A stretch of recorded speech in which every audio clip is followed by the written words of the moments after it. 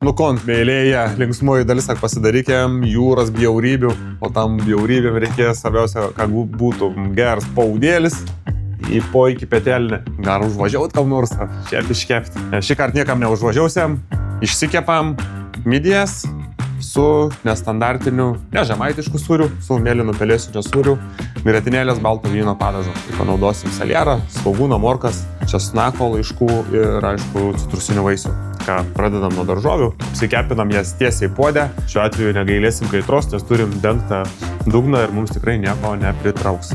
Ką, kimbam į narbus, sudrožiam saliero šaknį, bet iš daržovių pasidarysim tokių grubių šaudelių. Aišku, galima pjaustytis kuo stambesnėm juostelėm, kad net apkepinus dar išliktų viduj traški daržovė, nes jeigu bus plonesnės, viskas mums sukeps ir nebus taip trašku.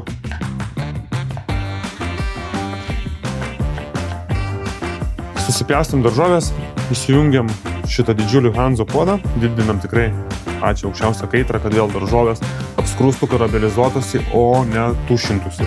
Tai labai svarbus dalykas yra, jeigu mes darysim mažą kaitrą, tai tušinsim daržovės ir neturėsim nieko skanaus. Turėsim gerą daržovių troškinį su midijom.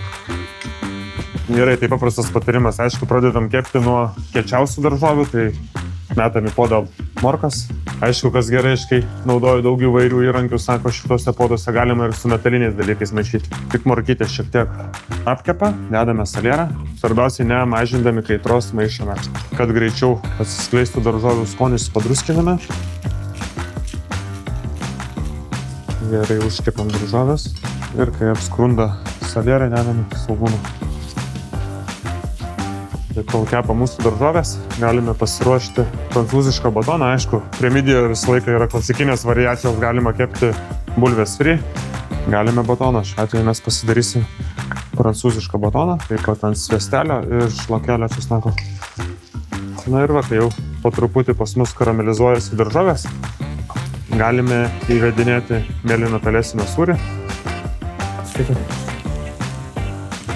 Tai šitoje vietoje, kai pasiėmė tokią ploną daržovę, tai automatiškai labai svarbu, kad netraiškytų mūsų česnako laiškų, o tiesiog labai šauniai per juos pjauti. Tai va, tik apsilydęs sūris, pratame savo midijas. Midijos, aišku, paruoštas, kur buvo įtrūkę kiautai, tai nurinkame, kad neįsibarstytų ir lieka visos gražios. Tos, kurios buvo trūkę, tiesiog išėmėm mėsytę. Ir jungdame didžiausią kaitrą. Vieną gyvą dar. Pilame balto vyno. Tik nugaros daugiau negu pusę vyno. Įvedinėsim grietinėlę.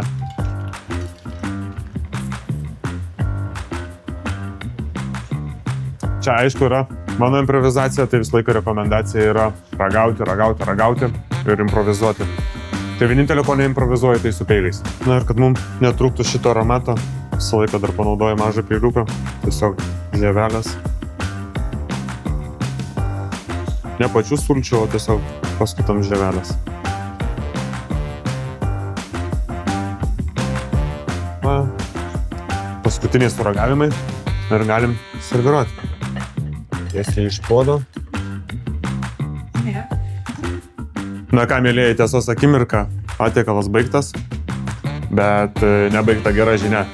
Nebūtinai turi būti profesionalus šefas, kad pasigaminti tokius patiekalus. Tiesiog, kaip sakau, tai reikia truputis noro, šiek tiek mažų žinių, arba pažiūrėti laidas, arba paskaityti knygas, bet nepraleiskit pro progą paturėti gerų įrankių ir gerų podų, kurie pusę darbo nudirbs už jūs. Tiesiog pasisemkit iš mūsų idėjų, iš mūsų receptų. Tai drąsiau, gaminkit, mėgaukitės ir džiaukitės puikia kokybė.